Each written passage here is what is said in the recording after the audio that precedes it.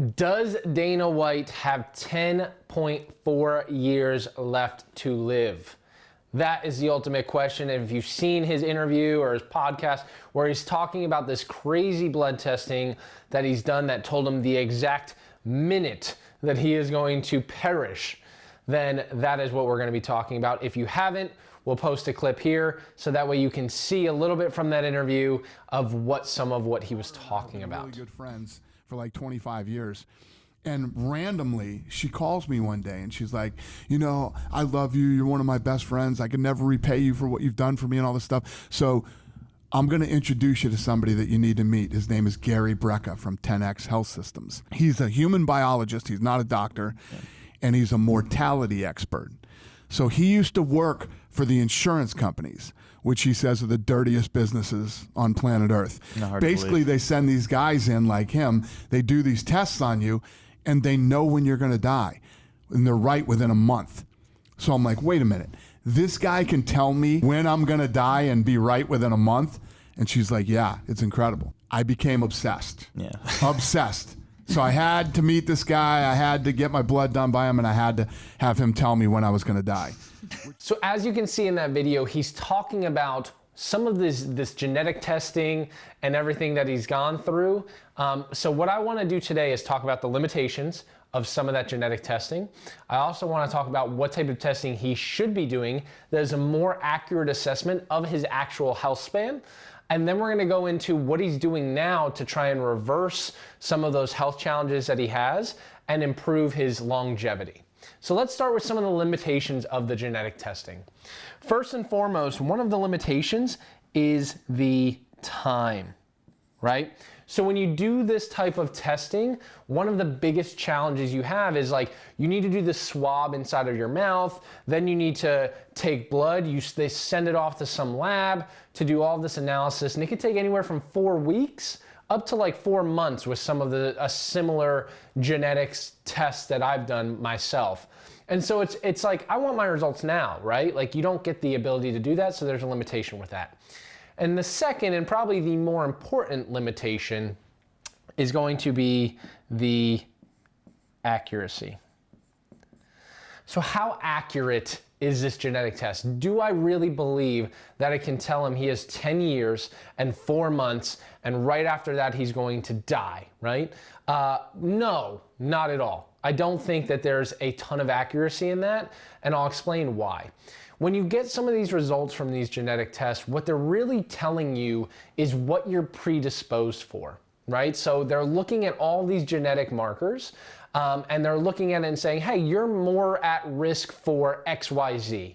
You have a higher chance at getting Alzheimer's or a higher risk of diabetes or a higher risk of this. And a lot of it's just based on previous data that they've seen of these genetic markers that are associated with higher incidences of these certain diseases or higher incidence of getting injured or higher incidence of whatever it may be.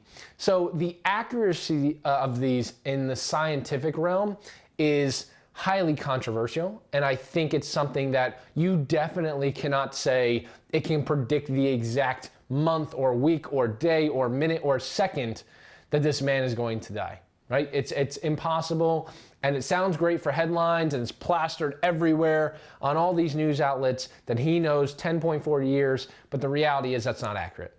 So now that we know that, the real question is, what should he be doing? What are some of the markers that Dana White should be looking at that are better measures of his health span and can actually tell him his real biological age compared to his chronological age, right? We all have 2 different ages. Our chronological age is from the moment we came out of our mother, right, to how old we are today. The time between those 2 things is our chronological age. Then we have our biological age, which is like how our body is actually functioning, at a cellular level, what is going on, or a physiological level, what is going on. And there's all these different genetic tests or saliva tests that are looking at things like telomere length that claim to know or be able to predict biological age, but the reality is they do a very poor job of doing it. And I'll say that when looking at telomeres, there's a lot of limitations. So what they do in a lot of these tests is they'll look at telomere length. And when telomere length starts to shorten, technically that means you have a decreased lifespan, right? You have a higher chance of dying. Now here's the thing. You need to look at other physiological markers, because I don't care what your telomere length is.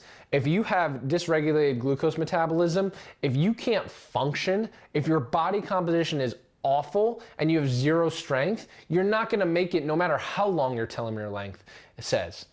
On the other side of that, if you have great physiological function and your telomere length is short, you're going to live a lot longer than what would be predicted from your telomere length. So let's dive into what test he should be doing. The first one is going to be simple. It's going to be lifestyle factors, right? So we're going to want to look at lifestyle factors. What this entails is smoking. How much does he drink? What's his sleep like? How carb conscious is he? How much protein does he typically eat on a daily basis? There's a whole host of questions that you can ask someone that really center around your lifestyle. How well does he manage stress, right? He's the president of the UFC, probably has a very high stress load, but how does he manage that, right? That's what matters when it comes to longevity and what we see in the research. So that's one of the first questions we ask when looking at biological age. The second thing we're going to want to look at is body composition, right? It's a peek underneath the hood when we're taking a lot of these body composition assessments. Blood can't do that. No cheek swab can do that. You need to do an accurate assessment of body composition. And the best ways to do that are DEXA, right? We have a DEXA at our lab here in Tampa where we do a full body scan to look at like what's your body fat percentage, how much lean mass do you have, how much fat mass do you have, and how much visceral fat do you have around the organs. A way better marker than your typical at-home body fat scale or like a waist measurement, which a lot of these companies do. The second best one I would say is like an in-body. If you have one of those around, it's close, but still not as accurate as a DEXA. The next one we're gonna look at is his endurance score, right? Again, something that can't be accurately predicted through blood or just saliva. It's something that we're going to look at, like what's his VO2 max, right? How much oxygen can he take up and utilize at a cellular level? People who live longer have higher VO2 maxes than people who don't have higher VO2 maxes, right? You can measure that through a VO2 max test that we do at our lab. You can also measure it by doing like a 1 mile run, or if you can't run, you can do a 1/4 mile walk. And if you can't do that, the least accurate but still predictive way to look at it is heart rate. So what's your resting heart rate? The next one we're going to look at is the metabolic score, right? So we have lifestyle factors, we have body composition, we have endurance, and now we're going to go into a metabolic score. This is how well he is taking up and utilizing glucose. We can measure this multiple ways. Through fasting blood glucose levels. The most accurate way to look at this is through hemoglobin A1C, which is a marker of insulin sensitivity. So this is going to kind of give us a good idea of like, how well is he tolerating the foods that he's eating in terms of his blood glucose response? Does he have elevated blood glucose levels? Is he more pre-diabetic, diabetic? Then there's certain interventions that we need to do, and the intervention that he's actually doing is great for addressing this, and we'll talk about that here in a second. The next one he's going to want to look at is his strength score, right? How strong is he? One of the easiest ways to look at this is a deadlift 1RM, right? He looks like he works out, still active in the gym, obviously. So how strong is he? Sarcopenia, or age-related muscle loss, and some of this weakening as we get older is one of the biggest contributors to early death. And so we need to factor in his strength score into that. And then the last thing I would say is there's other markers. There's other blood markers that they typically don't look at that they might have looked at here. But again, things like where's his hormone levels at, right? Someone like him, on like his age, which he may or may not be, I have no idea, should be on probably hormone replacement therapy if his levels aren't optimized. So where's he at on those? Where is his fasting triglyceride levels at? Where are some of his other markers that are very important for health and longevity at? And so these are the tests that I believe that Dana should be doing. And this is exactly what we're working on at our lab here at ASPI. So we have a lab here called the Applied Science and Performance Institute here in Tampa, Florida, where we do all these tests and we work with some of the biggest individuals in the world, like our good friend Tony Robbins and several other people that I can't name that have come through to do these types of testing to really get a better look underneath the hood versus just something that you swab a cheek, whereas we can deliver these results the same day and in a more accurate way or manner, right? That's a better indicator for health span or longevity. We're actually in the process of developing an app for this. And in the keto space, some of you may have heard of this. We actually have it available on our website where you can go through our ketogevity assessment. That's the same exact marker that you're gonna see here. And we're developing an even more in-depth app for ASPI that's gonna be launched throughout the world and very strategic places here in 2023. That being said, let's dive a little bit deeper into what he's doing now that he got this assessment. We just broke down, all right, was it very accurate? Do I really believe that he's got 10 years and 4 months to live? No, he could have more or less if he's staying otherwise healthy and managing stress levels and some of these other markers are in check. I would need to do a deeper assessment of him myself to get a better idea of where he's at. But now that he's doing it, at least he has some type of intervention that he's doing, and many of you have heard, it's a ketogenic diet. So let's dive into why Dana going keto is absolutely brilliant. So I want to point your attention over here of some of the research that's been done, both from our lab and others, looking at a ketogenic diet and longevity. Right? His main concern right now is I have 10 years, 4 months, or at least that's what they're saying, to live. So now I need to figure out how do I extend my lifespan or longevity. And this study here was a study that was done, of course, in animals. But what they found was that a ketogenic diet extended longevity and health span in adult mice. And they found that it affected certain things like mTOR, certain genes like SIRT1 genes that positively affect our anti-aging and longevity. Now we did a study, it was a really cool study with our partners at Auburn University, and basically we looked at how much ketosis could affect anti-aging. So we took 3 different groups, and we had one group that just was fed like a standard American diet. We had the other group that was fed the standard American diet and they supplemented in with exogenous ketones. And the third group ate a ketogenic diet. And what we're looking at here is days before 50% death rate. So how many days did they live before 50% of them died? And so you see here in like the standard American low-fat diet was the worst, right? They died very quickly. And we monitored them throughout their entire lives. The low fat plus ketones, just adding in exogenous ketones made them live longer. And then when you're on a ketogenic diet, this group had the best effect, right? The mice lasted longer before 50% of them died. So again, a lot of research showing positive benefits to a well-formulated ketogenic diet. Now I put a warning here for some of you that are squeamish or don't like to see kind of the insides of something that's going on. But this is actually what we did at the end of this was we obviously, once the animals were dead and they lived out their great lives, we cut them open and looked at their organs to see what was going on internally. And so I'm gonna show you what that looks like here. So if you look, this is the Western diet or the standard American diet. And you see here all of that visceral fat. That is the fat that is around the organs. No wonder why these low-fat fed animals died so quickly. It's obese. It's got a ton of fat around its organs. It's terrible. Unfortunately, this is most people, right?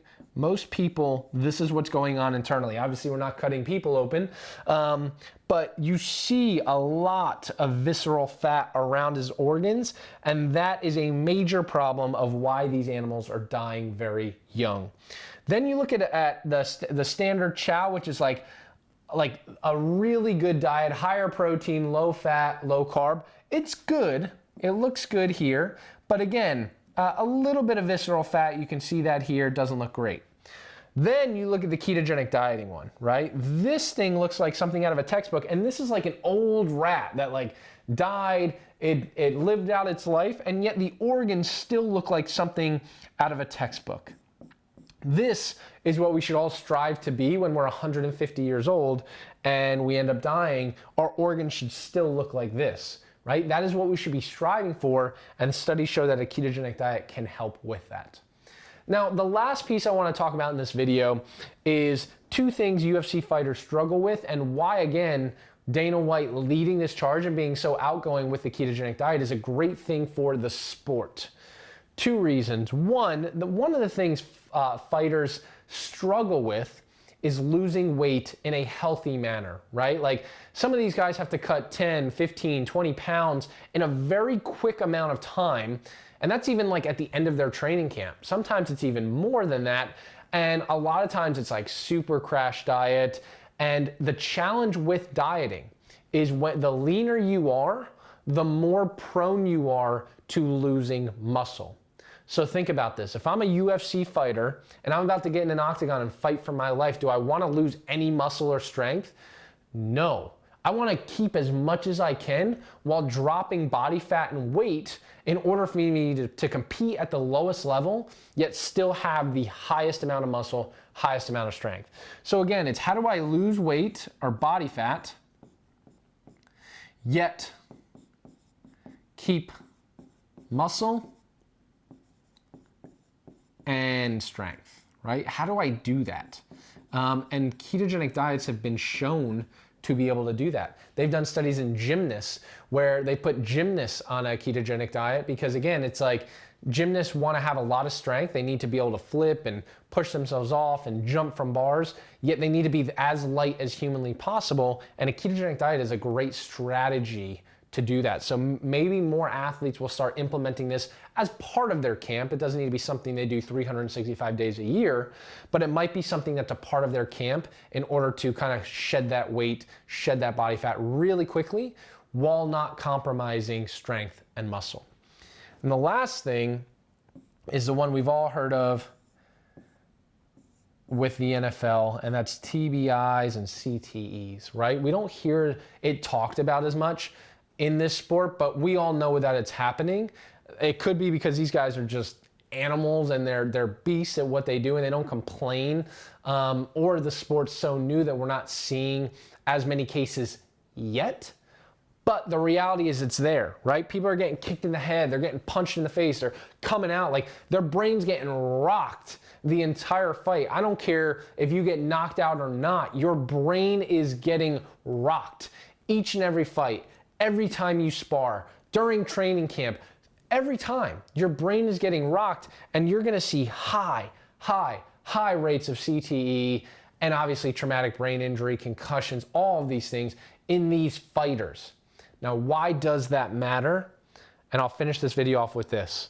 So we need to protect these athletes' brains. So if we look at here, what happens? So what happens in the brain is we get this cellular crisis. If you can see here, all of the red marks, there's a cellular crisis that goes on in the brain where the brain cannot send signals the same way it could before. On top of that, what we see here is the brain is resistant or insulin resistant or glucose resistant to taking up and utilizing glucose in an effective manner.